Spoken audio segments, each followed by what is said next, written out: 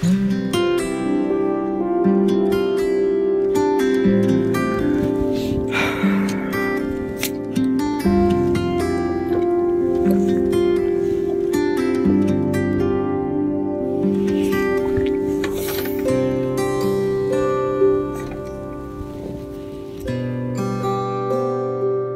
খুব হাসি পাচ্ছে না? আমার এই অবস্থা দেখে আপনার খুবই আনন্দ হচ্ছে নিশ্চয়ই। জানি তো, চিরকালই তো আপনার আমাকে এরকম অবস্থায় দেখতে খুব ভালো লাগে, আপনি খুব আনন্দ পান, কেন জানি না। আপনার একটা কথা বলে রাখছি পরিষ্কার, এই যে মেয়েটা বিন্দি, ওকে কিন্তু আমি অনেকদিন ধরে টলারেট করেছি, আর সেই সুযোগে আমার মাথায় ধীরেই করে নেচেছে। বিদ্যমান সিংহ রায়কে অনেক জ্বালিয়েছে, অবশ্য আপনিও জ্বালিয়েছেন, তবে ওর সাহস কি করে হয় এরকম করা? আপনার ব্যাপারটা আলাদা, আর আপনারও যা তেজ ছিল বাবা। অবশ্য আমিও অনেক তর্ক করেছি, এমনি তা না, কিন্তু এই মেয়েটাকে আমি কেন কেন বাঁচাতে যাবো? হ্যাঁ, কেন ওর হেল্প করবো আপনি বলতে পারেন? কেন ও বিপদে পড়লে আমাকে যেতে হবে?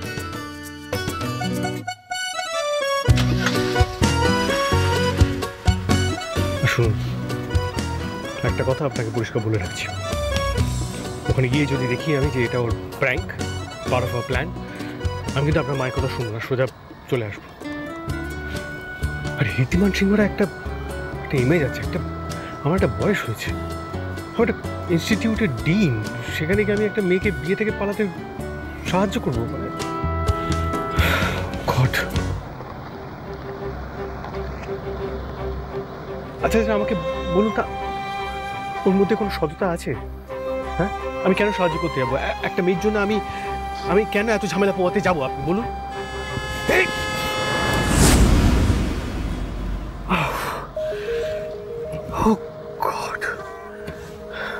বুঝতে পেরেছি, এগুলো তার মানে আপনার সিগন্যাল না?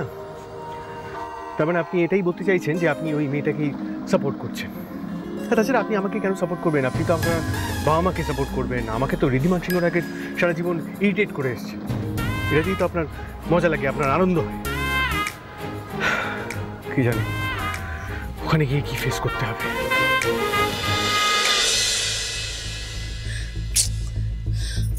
বিন্দি দিদিকে এতবার করে ফোন করছি, ফোনটা ধরছে না কেন? কি হলো ওর? কোথায় বাজে? আচ্ছা, স্যারের সাথে কোনোভাবে কথা বলার চেষ্টা করলো না তো?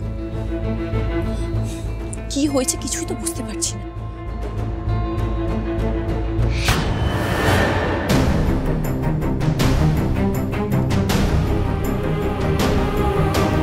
সর্বনাশ করেছে, এই ছবিটা খবরের কাগজে বেরিয়ে গেছে, মানে বিন্দি দিদির বাড়ির লোক ওকে খুঁজছে। এটা দেখলেই তো সবাই জেনে যাবে যে বিন্দি দিদি বাড়ি থেকে পালিয়ে এসেছে। জানো গঙ্গা, আমি এক রাতের মধ্যে শুধু একটা চিঠি লিখে ব্যাগ গুছিয়ে এখানে চলে এসেছিলাম।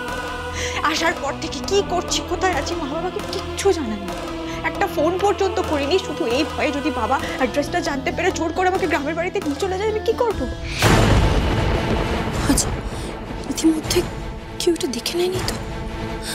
বিন্দি দিদি তো ফোনটাও ধরছে না যে জানবো, কোনো বিপদ হলো না তো? বাড়ির লোক কোনোভাবে ওর খবর পেয়ে যায়নি তো? ঠাকুর, করিমা, তুমি দেখো ওর যাতে কোনো রকম বিপদ না হয়।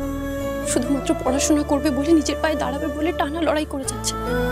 এই লড়াইতে তুমি ওকে হারতে দিও না, ওর যাতে কোনো রকম বিপদ না হয়। ওর সব বিপদ, সব সমস্যা তুমি দূর করে দিও। তুমি দেখো করিমা, তুমি দেখো, তুমি দেখো।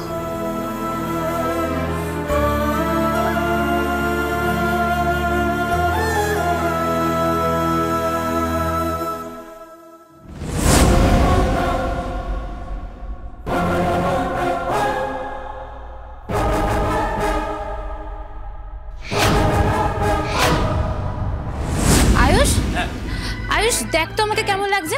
ওয়েট,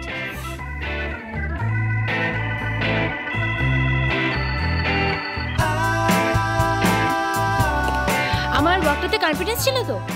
ফার্স্ট অফ অল, আমার বোনকে কখনো খারাপ লাগতেই পারে না, আর সেকেন্ড অফ অল, তোর কনফিডেন্স প্রথম থেকেই ছিল, এখনো আছে। হ্যাঁ, সেটা তো তুই একদম পারফেক্ট বলেছিস, একদম রাইট বলেছিস। আর দেখবি কালকের অডিশনে আমি একদম আমার বেস্টটা দেবো। আর সেই জন্য তো জানিস আমি মিমি ডিজাইনারের থেকে অলরেডি একটা ড্রেস অর্ডার দিয়েও দিয়েছি। কালকে দেখবি আমাকে সবার থেকে খুব সুন্দর দেখতে লাগবে। হ্যাঁ তা ঠিক, কিন্তু আমার মনে হয় এবারে fresh face of the year ত্রিধাই হবে। তুই ওকে দেখেছিস কি সুন্দর, কি ফিগার আর ম্যানার্স আর ড্রেসিং সেন্সটা জাস্ট ওয়াও। বিউটি উইথ পারফেকশনের পারফেক্ট এক্সাম্পল। বাবা আয়ুষ, তুই তো ওই ত্রিধা মেয়েটার জন্য পুরো ফিদা হয়ে গেছিস।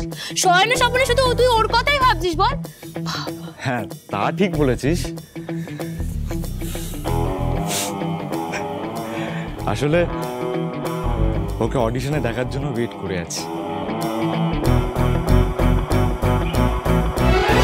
গঙ্গা, গঙ্গা তুমি এখানে দাঁড়িয়ে দাঁড়িয়ে কি দেখছো বলো তো? আচ্ছা বলছি কি, আমি তো মিমির ডিজাইনারের থেকে ওই আউটফিটটা পরছি আর এই হাই হিলসটা পরছি, কিন্তু তুমি। কিন্তু আপনি কি এই পূজারিনী ড্রেসটাই পরবেন? হ্যাঁ মানে র্যাম্পে কি এটা পরেই হাঁটবেন? এই জন্য আপনাকে বারবার ওয়ার্ন করেছিলাম, নিজের অপমান নিজের করা কোনো দরকার নেই। আর মডেলিংয়ে বোঝেনি বা কি যে এই অডিশন দিচ্ছেন? আরে বোঝে না তো কি হয়েছে, আমি আছি তো, আমি নিজের হাতে গঙ্গাকে সবটা শিখিয়ে দেবো। গঙ্গা, আমি বরং তোমাকে অডিশনের জন্য প্রিপেয়ার করে দিই, তুমি দেখে এসো। চল বসো বসো বসো, আমি আমার হাই হিলসে তোমাকে খুলে দিচ্ছি, তুমি এটা এখন পরে নাও চট করে।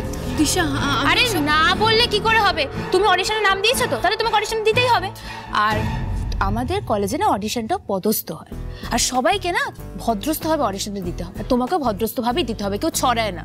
তাই আমি তোমাকে যেটা বলছি সেটা তুমি ঠিক করে করো।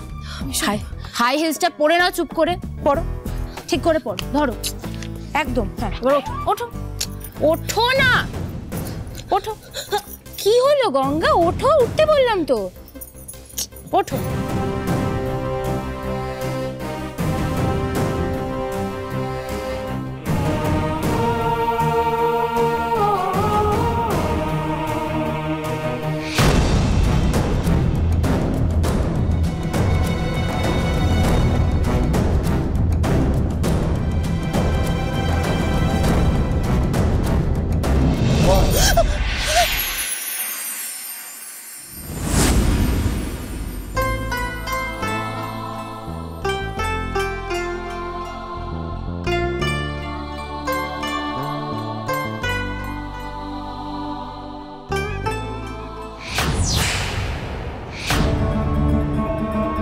দেখো অবস্থা, এই নাকি হবে ফ্রেশ অফ দ্য ইয়ার কন্টেস্টের কম্পিটিটর।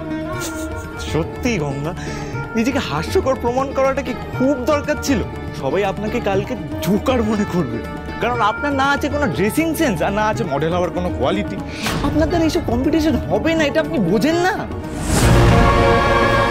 আপনারা আমায় যত অপমান করবেন আমার যেহেতু তত বাড়বে আয়ুষ্মান বাবু। আজ না হোক কাল আমায় নিজেকে প্রমাণ করতে হবে।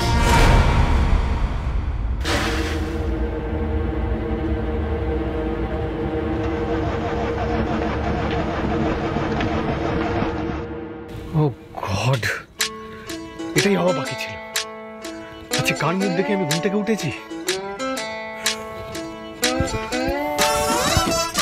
এই যে আপনি, এটি ইচ্ছে করে আপনি করেছেন তাই না? এখন এত রাতে আমি কোথায় মেকানিক পাবো?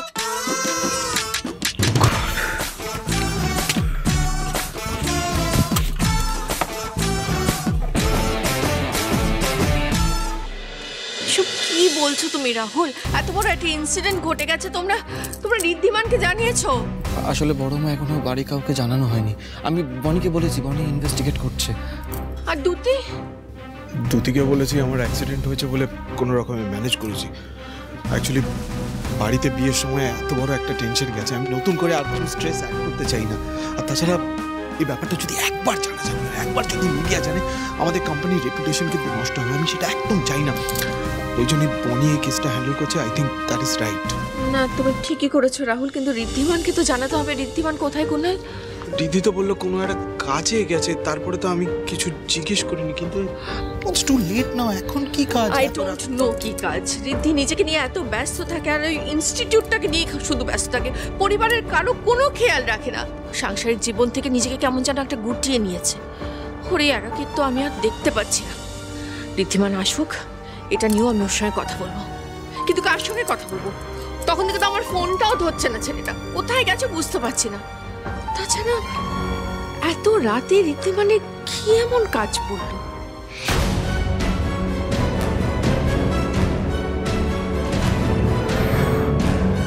গড, সব হচ্ছে ওই বিন্দি মেয়েটার জন্য। আমার লাইফটা একেবারে হেল করে দিল।